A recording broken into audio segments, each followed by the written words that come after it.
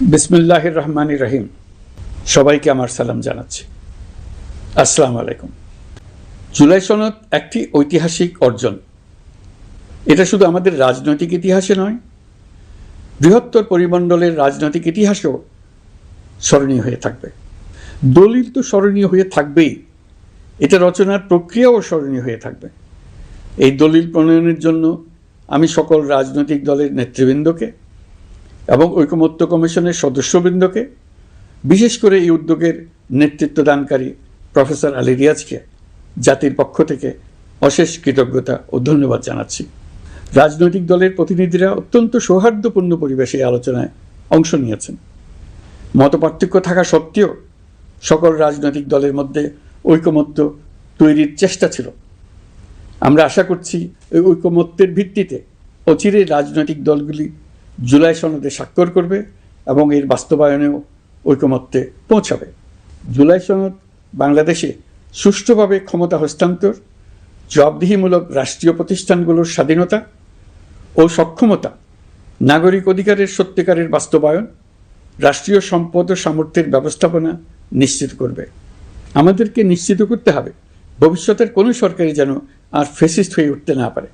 রাষ্ট্রকে এমনভাবে মেরামত করতে হবে যাতে কখনো কোথাও ফ্যাসিবাদের লক্ষণ পাওয়া গেলেই সেটিকে যেন তাৎক্ষণিকভাবে সেখানেই নির্মূল করা যায়, আর যেন 16 বছরের জন্য অপেক্ষা করতে না হয়, বহু মানুষকে প্রাণ দিতে না হয়, আমাদের যেন আরেকটি গণ অভ্যুত্থানের প্রয়োজন না হয়।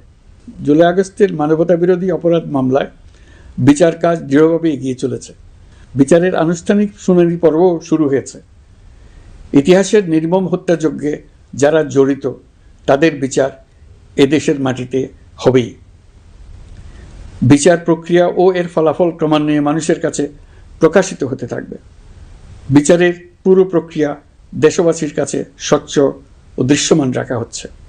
এবার আমাদের সর্বশেষ দায়িত্ব পালনের পালা, নির্বাচন অনুষ্ঠান। আজ এই মহান দিবসে আপনাদের সামনে এই বক্তব্য রাখার পর থেকেই আমরা আমাদের সর্বশেষ এবং সবচাইতে গুরুত্বপূর্ণ অধ্যায়ে প্রবেশ করব। আমরা এবার একটা নির্বাচিত সরকারের কাছে দায়িত্ব হস্তান্তরের প্রক্রিয়া শুরু করব। অন্তর্বর্তী সরকারের পক্ষ থেকে আমি প্রধান নির্বাচন কমিশনারের কাছে চিঠি পাঠাবো যেন নির্বাচন কমিশন আগামী রমজানের আগে 2026 সালের ফেব্রুয়ারি মাসে জাতীয় নির্বাচন অনুষ্ঠানের আয়োজন করেন।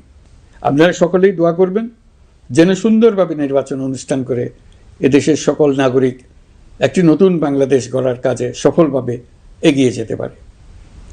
আমরা সরকারের পক্ষ থেকে এই নির্বাচন যাতে সুষ্ঠু, শান্তিপূর্ণ এবং উৎসবমুখরভাবে সম্পন্ন করা যায় সেজন্য সকল প্রকার সাহায্য সহযোগিতা প্রদান করব।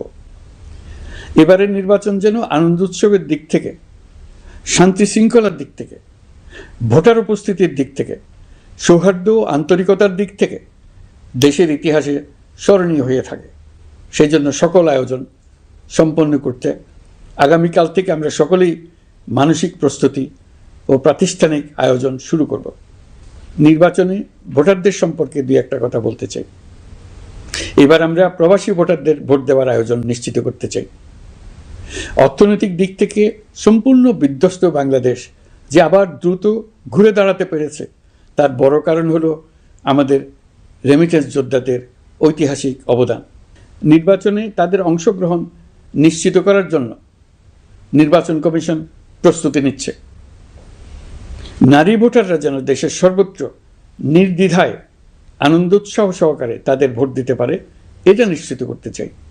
এবার যেন কেন্দ্রে কেন্দ্রে নারী ভোটারদের ঢল নামে, আমরা সেই লক্ষ্যে সমস্ত ব্যবস্থা গ্রহণ করব।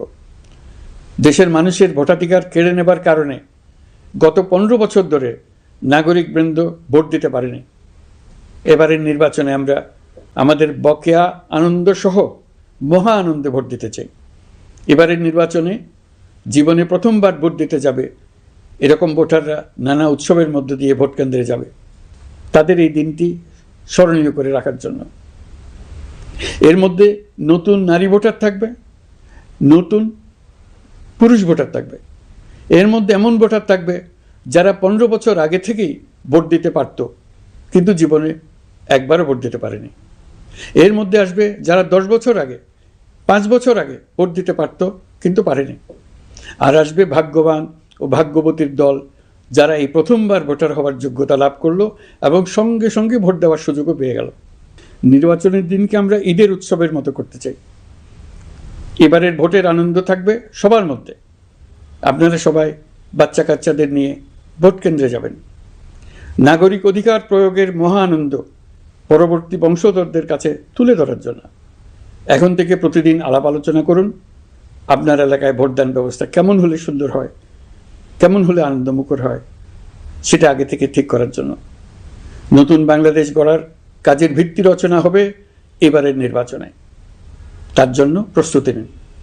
প্রিয় দেশবাসী, দেশের ইতিহাসে এখন পর্যন্ত যতগুলো বড় সংঘাত, সহিংসতার ঘটনা ঘটেছে, তার সবগুলোর নেপথ্য কারণ ছিল ত্রুটিপূর্ণ নির্বাচন। ত্রুটিপূর্ণ নির্বাচনের মধ্য দিয়ে কোনো দল যদি গায়ের জোরে নির্বাচিত হয়ে ক্ষমতায় আসে, তার চূড়ান্ত পরিণতি কী তার জুলাই অভ্যুত্থান আমাদের দেখিয়ে দিয়েছে। আমরা ইতিহাসের কলঙ্কিত কোনো অধ্যায়ের পুনরাবৃত্তি আর করতে চাই না। আপনারা প্রত্যেকেই অবগত আছেন, একটা গোষ্ঠী নির্বাচনকে বাধাগ্রস্ত করার জন্য উন্মুখ হয়ে আছে। তারা দেশের গণতান্ত্রিক অগ্রযাত্রাকে ব্যাহত করতে দেশের বাইরে বসে ভেতরে থেকে নানা অপচেষ্টায় লিপ্ত রয়েছে। আমাদেরকে অবশ্যই খেয়াল রাখতে হবে তারা যেন নির্বাচনকে সংঘাতময় করে তোলার কোনো রকমের সুযোগ না পায়। মাথায় রাখবেন, পরাজিত শক্তি নির্বাচনের আগ পর্যন্ত বারবার মাথাচাড়া দিয়ে ওঠার চেষ্টা করবে, কিন্তু একটি অবাধ, সুষ্ঠু, নিরপেক্ষ নির্বাচন সফলভাবে আয়োজন করা গেলে অপশক্তির পরাজয় চূড়ান্ত হবে। নির্বাচন সংক্রান্ত বিষয়ে প্রতিনিয়ত পরামর্শ নেওয়ার জন্য আমরা প্রযুক্তির সাহায্য নেব। এই জন্য একটি অ্যাপ তৈরির উদ্যোগ নিচ্ছি। দ্রুত এই অ্যাপটি চালু হবে। আপনারা আপনাদের সকল পরামর্শ, সকল মতামত, সকল আশঙ্কা এবং উদ্যোগের কথা এই অ্যাপের মাধ্যমে আমাদেরকে জানাবেন। আমরা তা যথাযথ কর্তৃপক্ষকে জানিয়ে দেব, সমস্যা সমাধানের জন্য ব্যবস্থা নেব।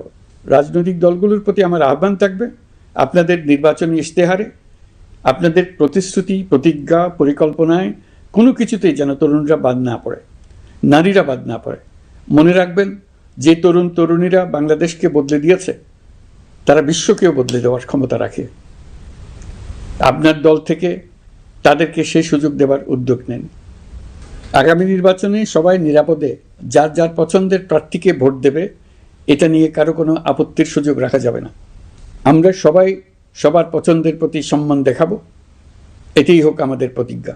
প্রিয় দেশবাসী, আপনারা জানেন, সরকার দায়িত্ব গ্রহণের পরপরই দেশের দক্ষিণ ও উত্তরাঞ্চলে যে ভয়াবহ বন্যা পরিস্থিতি তৈরি হয়েছিল, তা ফসল উৎপাদনে ব্যাপক ক্ষতি সাধন করেছে।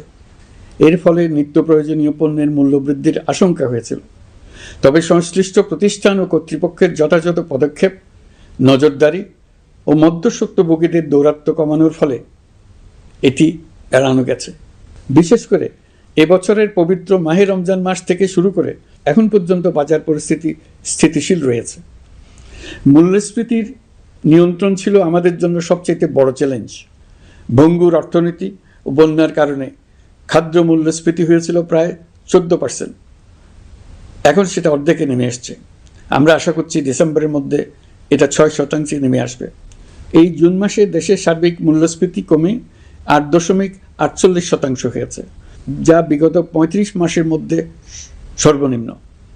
এই নিয়ে 4 মাস ধরে সার্বিক মূল্যস্ফীতি ক্রমান্বয়ে কমেছে। বর্তমান অন্তর্বর্তীকালীন সরকারের প্রতি প্রবাসীদের অসীম আস্থার ফলে মুদ্রাবাজারেও স্থিতিশীলতা ফিরে এসছে।